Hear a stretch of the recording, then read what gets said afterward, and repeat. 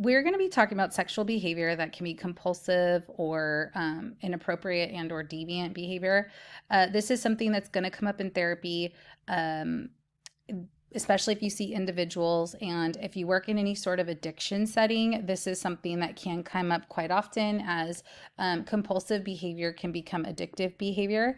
And unfortunately, sometimes people struggle with sexual type addictive behavior, whether it be compulsive and addictive forms of masturbation, sex with just miscellaneous people. All different kinds of things like that, looking at pornography obsessively. And unfortunately, these behaviors, even though maybe a person doesn't want it, no different than any other addiction, it gives some sort of dopamine rush. And as a result, there's like a level of a high, which sounds so strange, right? But there is some level of an outcome. When you think of masturbation, there is a release. When you think of sex in general, there is a release. And so they're kind of chasing that high. And sometimes when you have certain mental health conditions like OCD or things like that, there's some level of compulsive um, behavior that's part of something like OCD. And sometimes people get fixated on specific things, and that can be a sexual behavior. And so this creates a lot of turmoil in a person's life, especially if they're in a committed relationship, their spouse doesn't know. Sneaking, hiding, shame, all those kinds of things is something that does come up in session. And so there's some great resources out there. There's Sexual Addicts Anonymous. That's a group that very confidential. They meet regularly so someone doesn't feel alone as they're working through this. They have those kinds of groups for men, they have those kinds of groups for women. There's groups out there that are faith-based, like Celebrate Recovery, and that can be any sort of addictive behavior, whether it be alcohol, drugs, codependency, overeating, things like that. Sexual addiction is part of that as well. So there's groups like that. But what's great about group in regards to something with like a sexual addiction is it's a way to feel not alone. And I think we talked about this a lot with singleness and the shame potentially that can come up with like who I want to be and what I'm doing are two different things. This could be the same with, like when you realize like I'm not the only person struggling with this, it makes you to feel like it doesn't necessarily normalize it, but it makes you feel like I'm not alone. Other people understand and get me. Sometimes trauma and things of that nature are um, what cause a person to act out in a sexual manner because of their trauma or sexual assault or things of that nature. It confuses a person, especially if it happened in childhood. And then, there was this level of sexualization that happened from a young age. That happens a lot with pornography, starting to watch pornography at a very young age. And then the compulsive behavior that comes as a result of that. Some people in our culture try to normalize porn, like, oh, it's just whatever. They downplay the ramifications of watching pornography. And if someone starts watching it excessively, it probably will affect their own sex life because, I mean, not to sound crass, but like a person's hand does not emulate a woman's vagina.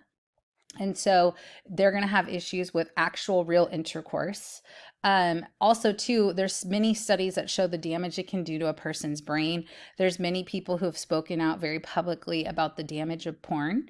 And not to mention, these people are paid. There's also a slippery slope as you chase that kind of high. What probably did it for you in the beginning isn't going to do it for you over a long period of time. And that's where people start getting into trouble with, maybe stuff that's involving people who are trafficked, stuff that's involving people who are maybe minors, stuff that is very, very extreme and maybe even a little grotesque. And because it gets that high, but then there's a lot of shame. And not to mention, we can't take those images out of our brain. Like once we've seen something, it's in there. And so that can be very disturbing. And so, porn can be very damaging. Whether you're a Christian or not, it doesn't matter. It can be very damaging. And it's very scary what's out there.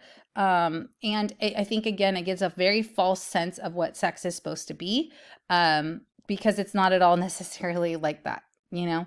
And so these are things that are going to come up 100% in session with you and your clients. And it's trying to work through how to help them navigate what this is going to look like for them as they're trying to, you know, figure out their own compass, who they are, what's important to them, what are their values.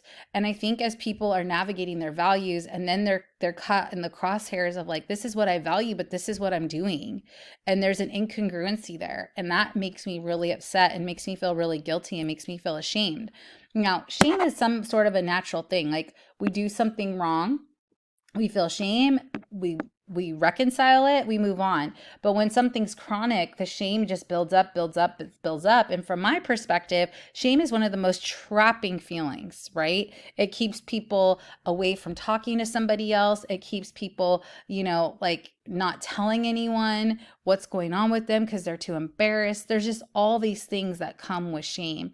And so as clinicians, one, we might be the first people to really hear someone talk about their side of things, right? Which is great.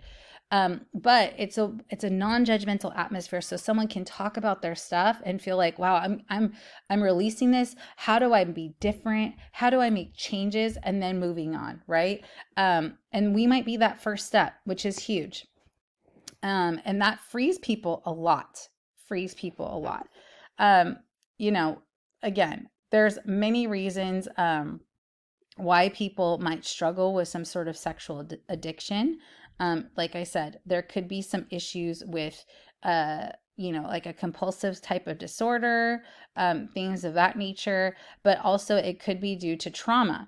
And as a result of trauma, then people act out, specific ways. There's that movie or that TV show. I'm not necessarily saying you should watch it, but I've been watching Baby Reindeer, and it's a show. It's a little disturbing. It's about a stalker, a female stalker, which stalking people is like deviant behavior, not good, not okay. But it's one of those things where he talks about his own personal trauma, and as a result of his trauma, he's on this sexual identity quest, and he's trying to figure out, there's a lot of guilt and shame because of what happened to him. Like he welcomed it. And there's going to be a lot of people who've been sexually assaulted. Sometimes, unfortunately, our law enforcement system and all these things, like how we come at people, well, what were you doing that caused somebody to do that to you? And number one, it doesn't matter if you're walking around the street naked. Nobody has a right to take advantage of you. No one has a right to take advantage of someone while they're under the influence of drugs or alcohol. No one has a right to take advantage of someone who obviously is saying no. Silence means no, all those kinds of things. And so as a result of trauma, people can feel like very embarrassed and ashamed and feel very responsible and feel like they did that to themselves. And so as a way of seeking control, they might become kind of hypersexual. That is something that we could see. And in this show, it kind of processed that. And so from a psychological perspective, I was like, wow, this is really powerful. It was unfortunately, very disturbing to see. It made sense though to me from my perspective of being a therapist, what was going on for him. But yes, there's a lot of things that can happen for a person. Now, if you imagine a child, not all abuse is like painful. And so it's confusing because there's a pleasure response, even though it shouldn't be happening at all. And there can be, again, a lot of guilt, a lot of shame, and this whole world that is open up to them as a result of what took place, right? And oftentimes, unfortunately, when kids are experiencing trauma or some level of abuse, parents or grown-ups don't know about it until much later. And so that's stuff that they hold inside and contain as a result of like being worried about getting someone in trouble or them getting in trouble, or maybe they don't have a safe person. Maybe it is their parent that's doing it. All those kinds of things. And so we'll see this come out in therapy. And as a result of these things, this is the behavior that's happening in their adulthood. Okay. This world, our culture has we talk a lot about BDSM. And what that is a bondage, discipline, dominant, submission, sadism. BDSM is a form of very rough or violent sex, although mutual. And so this is where we get like things like 50 Shades of Grey. I remember when I heard about when I heard about 50 Shades of Grey the first time, I mean, call me naive. I didn't know anything about it, okay? I thought it was about women in their like their middle-aged years, like discovering something about themselves. Had no idea it was about like basically BDSM. So this kind of became all the rage. Our culture started talking about it a lot when that happened. But that is something like people can take pleasure in pain. It's a little unique, or being in control or in charge or asserting pain. But it is very scary because people can get very hurt and even die due to suffocation and asphyxiation and things of that nature. You're like, who chooses to do this? People choose to do this. Now, anything that happens in a bedroom between a couple, right, or people is completely legal, assuming someone's not underage, right? And they're both consensual adults. If they're both consensual adults, anything they choose to do in their bedroom is up to them. You could pee on somebody if you wanted to. You could, I mean, the sky's the limit there, okay? Not to get gross, but I'm just saying anything that two consensual people are consenting to is fine. Okay? So when we think of all the different fetishes and all the different things out there, there's a lot. Where it becomes deviant behavior is if someone isn't interested in what you're doing. So someone who flashes, right? Someone who takes pictures of people without their permission. All those kinds of things are deviant fetishes because it's without someone's consent. Okay? Now, you could hear a couple, maybe they do BDSM, they come in your office, they're talking about it. You know, there has to be a lot of trust involved with that because you want to make sure whoever's administering dominance is going to stop. And so again, there's people that are going to talk about it, talk about their interest in it. Again, a lot of this is seen in pornography and things like that. I think Billie Eilish talked about how BDSM porn or whatever has really deeply affected her in a negative way. Because again, you can't get the images out of your head. And so there is pleasure taken in power. And again, for some of us, that might be like, wow, that's really bizarre. But because of life circumstances, maybe situations, people do take pleasure in that. And so these are things you're going to come across, you know, and have to talk to people about. And it is a little different, right? But it's us being able to talk through something with them and trying to navigate it with them, and trying to figure out, you know, what is it that they're looking for, or what they're wanting, or maybe why it is that they're interested in this kind of sexual activity. And does it come from something or from somewhere? Because again, this kind of behavior oftentimes does come from maybe some level of abuse or sexual assault or something of that nature that that triggered this desire to want that kind of sexual encounter. And so, but again, fully legal, assuming it's two consensual adults. And that might sound strange to you, but that's the reality of it. Anything goes as long as everybody's willing and of a right age. Okay. So just be mindful of that. You might have clients come. I mean, even when you're talking about adding another partner into the mix, swingers, all those kinds of things, if it's consensual, it's fine in a sense.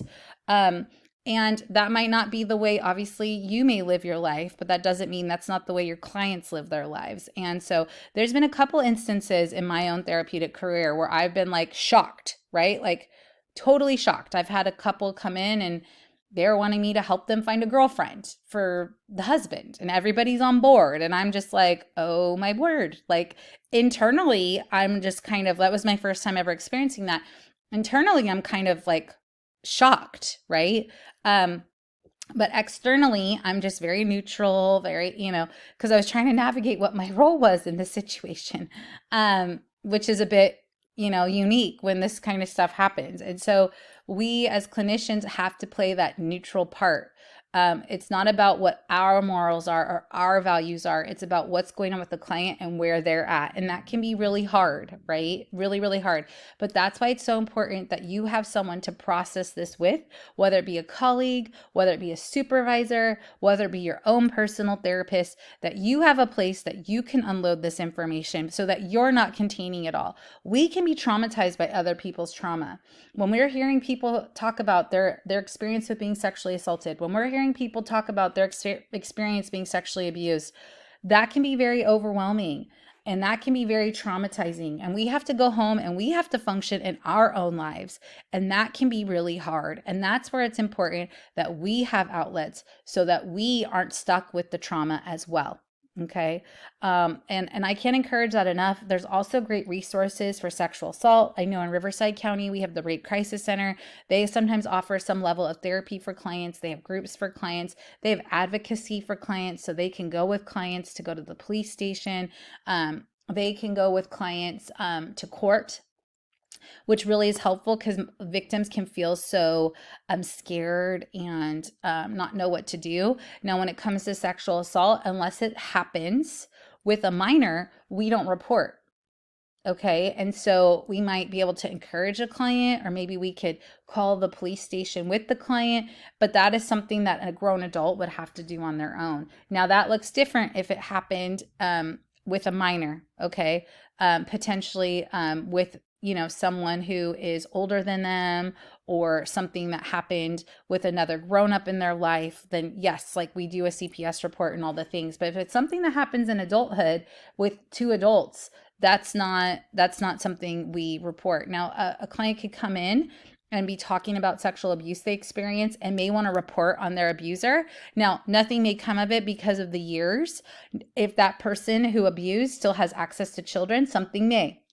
You never know. But sometimes a person who's been abused feels like no one ever stood up for me, so I want to stand up for me. There's no harm. You have nothing to lose in trying to report a situation, especially if it's giving the client some level of empowerment. Worst case scenario, the Department of Child Protective Services just won't take it. But at least you tried, and you can walk that through with a client, which could be very huge. Okay.